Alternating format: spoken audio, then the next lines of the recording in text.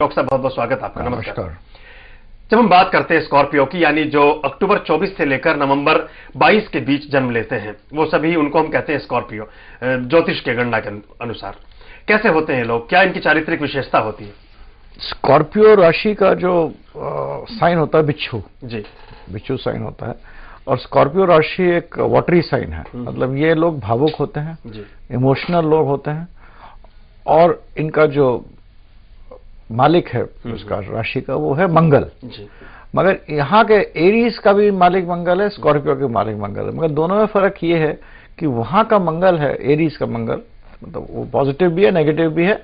But Aries का मंगल है वो सामने से वाद विवाद करता है, सामने से छुरा मारेगा, सामने से लड़ेगा और सामने करेगा। जो स्कॉर्पियो होता है वो ऐसा ट्रेट होता है मंगल का, जो नेगेटिव मंगल होता है कि उसमें एग्रेसिवनेस अंदर होती है, मेंटल एग्रेसिवनेस बहुत होती है, and there mentally aggressive. But उनको जो भी काम करना होता है वो फिर सोच विचार के, क्योंकि वाटरी साइन है, वाटर पानी जैसा साइन है, सोच विचार के आगे पीछे देखकर फिर एक प्लानिंग और स्कीम करके अपने उस काम को पॉजिटिव या नेगेटिव को करते हैं। So they are not aggressive on the front, mentally बहुत एग्रेसिव है और सोच विचार के अपना एक्शन लेते हैं। मेष राशि के जातक जब भी कोई काम करते हैं, ये विशेष रूप से किन्हीं प्रतिकूल परिस्थितियों में अपने पराक्रम का प्रदर्शन करते हैं, सामने से करते हैं।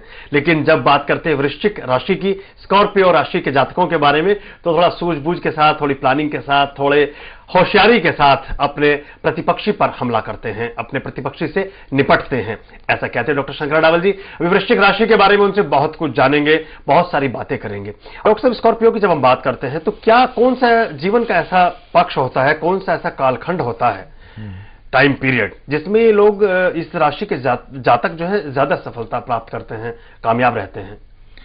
इनका जो 28 to 38 मार्च का 28 पॉइंट होता है, 38 साल, 28 से 32 33 साल, that is the main period when they are, इनके साथ पॉजिटिव चीजें होती है और अपने आप को आगे बढ़ाने के 28 के बाद ही समय इनका प्रगति करते हैं। प्रगति करते हैं जी। जो ये ज़ोडिएक साइन है, इन सभी के साथ किसी ना किसी जीव जंतु का एक सम्मिलन है, कोई जैसे इसमें बिच्छू है, तो क्या ये जो जानवर हमने चुने हैं, जो भी जीव जंतु चुने हैं, इनका भी व्यक्तित्व पर किसी प्रकार का कोई प्रभाव देखा जाता है? जैसे कि पहले जब ये बने होंगे ऋषि मुनि, तो लिपि नहीं होती थी, लिखने का नहीं होता था, तो हर आदमी को समझाने का बहुत ही आसान, जैसे हमारे जितने भी देवी देवताएं हैं या देवी जी, उनके नीचे शेर बिठा दिया, शक्ति है, शेर जैसा है।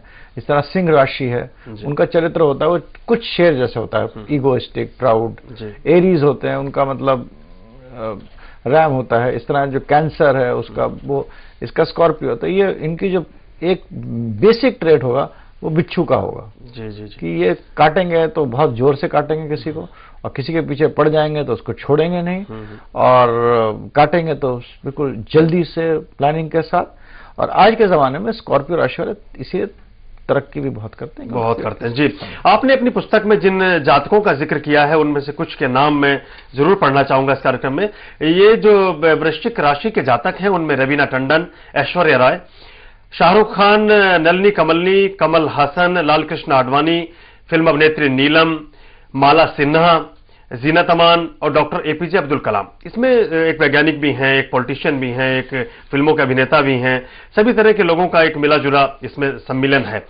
तो किस क्षेत्र में ये लोग ज्यादा कामयाब रहते हैं? देखिए, मंगल मेरे हिसाब से गणना करिए, मंगल एक ऐसा प्लैनेट है जिसका कोई रिलीजन नहीं होता मेरे हिसाब से, जो मेरी अपनी मैंने जो करा है इसमें रिसर्च, मंगल का कोई रिलीजन नहीं होता है। और मंगल जिस प्लैनेट के साथ बैठता है उसको ही प्रभावित कर देता है। जहां शुक्र के साथ होगा वहां पर ये फिल्म लाइन में जाएंगे, शनि के साथ होगा तो ये रिसर्च एंड डेवलपमेंट के उसमें जाएंगे, तो उस चीज को वो एनर्जी प्रोवाइड कर देता है। Mangal is a planet of energy, it only provides energy, खुद कुछ नहीं है। बट जिसके साथ, तो इस तरह जो जिनके साथ बैठता है और वृश्चिक का मंगल बैठता है, उस चीज में एनर्जी प्रोवाइड करके वो एनर्जी को उसी तरफ ढाल देता है। वृश्चिक का जो लग्न है वो है, लग्नाधिपति जो है वो है मंगल ग्रह, और मंगल ग्रह का स्वभाव डॉक्टर शंकर अडावल जी के अनुसार कहते हैं कि जिस राशि के साथ बैठता है, जिसके साथ उसका सामंजस्य बनता है, उसी के गुणों को बढ़ा देता है। डॉक्टर साहब, वृश्चिक की जब हम बात कर रहे थे स्कॉर्पियो की, तो इस राशि के जो जातक हैं उनका तालमेल, उनके संबंध, उनकी रिलेशनशिप किस जोडियक साइन से सबसे ज्यादा बेहतर रहती है, किसके साथ सबसे अच्छा तालमेल बनता है? कर्क के साथ अच्छा रहता है, और पीसेस मीन के मीन साथ राशि इनके साथ अच्छा ये बनता है। 3 का एक ट्रिगर है जो ग्रुप कि है, ये एक इनके नेचर एक जैसा होगा। कर्क राशि, वृश्चिक राशि, ये अपना स्कॉर्पियो जी। और पीसेस मीन, जी। इन तीनों का नेचर कहीं ना कहीं मतलब सोचने का आंतरिक तरीका एक सा ही होता है, एक जैसा होगा। जो लोग 24 अक्टूबर से 22 नवंबर के बीच जन्मे हैं, उनके लिए कोई राशि रत्न आप बताना चाहेंगे या कोई लग्न का रत्न आप बताना चाहेंगे जिसको हम यूनिवर्सल स्टोन के रूप में अगर कहे तो वो पहन सके? इनके लिए ये मूंगा पहने, मूंगा, मगर लाल मूंगा नहीं पहने। ये थोड़ा एक सफेद मूंगा आता है, जी जी जी, उसको पहने, उनको फायदा होगा इससे। सफेद मूंगा धारण करें ये तो लाभ मेरे होगा। खुद की मैंने देखा है जी। कि सफेद मूंगा वृश्चिक राशि वालों के लिए फायदा करता है। जो जातक वृश्चिक राशि से ताल्लुक रखते हैं, यानी जिनका जन्म 24 अक्टूबर से लेकर 22 नवंबर के मध्य हुआ है, वे राशि रत्न के रूप में या लग्नाधिपति के रत्न के रूप में यदि धारण करना चाहें तो सफेद रंग का मूंगा कोरल, व्हाइट कोरल आप धारण कर सकते हैं। आपके लिए वो लाभदायक भी होगा, सुख समृद्धि और आपके कारक रत्न के रूप में भी आपकी जिंदगी को बेहतर बनाने में अपना योगदान देगा।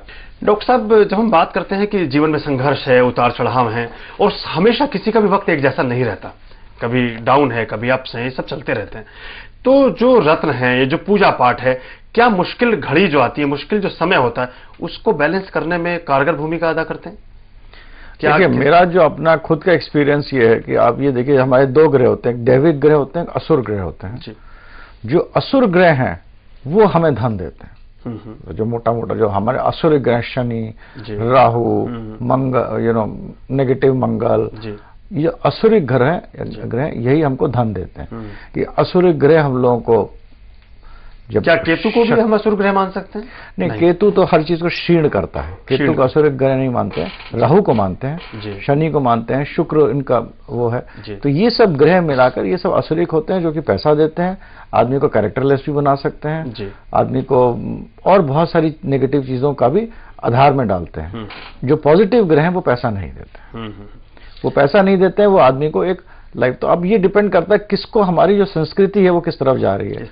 कुछ हॉरोस्कोप्स होती है जो बहुत कम होती है, जिनमें कि गुरु और शनि एक साथ बैठे हुए हैं, कि गुरु देवियों का, शनि भी अपने आप को, गुरु को बहुत रिस्पेक्ट करता है। वो होते हैं जो पुरले जन्म के बहुत से संस्कार से पैदा होते हैं और हर जगह उनका हर चीज बैलेंस चलता है, नाम भी होता है, मगर ऐसे पत्रियां बहुत कम मिलती हैं। और जहां तक आपने जो पूछा, इसी को लेते हुए, संदर्भ में लेते हुए, कि कौन सी चीज बैलेंस करना है। जिस आदमी का पैसा ज्यादा है उसकी शायद बीवी भाग गई है, अब वो कहता है मेरी बीवी वापस आ जाए। मैं उससे पूछो कि तुम्हारा पैसा 0 हो जाएगा और बीवी आ जाएगी, मानोगे? कह नहीं भाई, जाने दो उसको, आज का समय ऐसा है ना। तो मगर ये है कि ये जो कलर थेरेपी होती है, जो ट्रांजिट्स होते हैं, एक पर्टिकुलर टाइम होता है, कभी कभी होता है एकदम से टाइम जो खराब होता है तो एकदम 1 या 2 दिन में आता है। तो उस 2 या 3 दिन को ठीक करने के लिए जो कलर थेरेपी और जो उपाय होते हैं वो बहुत कारगर होते हैं, जो कि ना हम इस कार्यक्रम में बता सकते हैं, ना कोई मोटा मोटा पंडित बता सकता है। वो तो कोई आपका कोई गुरु हो जो अध्ययन करे और जिसको पता हो, वो बोले भाई ये 3 दिन जो है ये तुम्हारे खराब है, इन 3 दिन ये छोटे छोटे उपाय करो, ये कलर थेरेपी करो।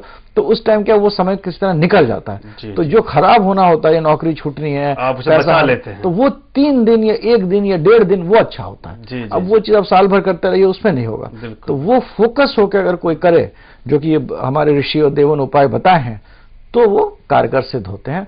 ये मेरा कहना, और ये सही भी है। जी।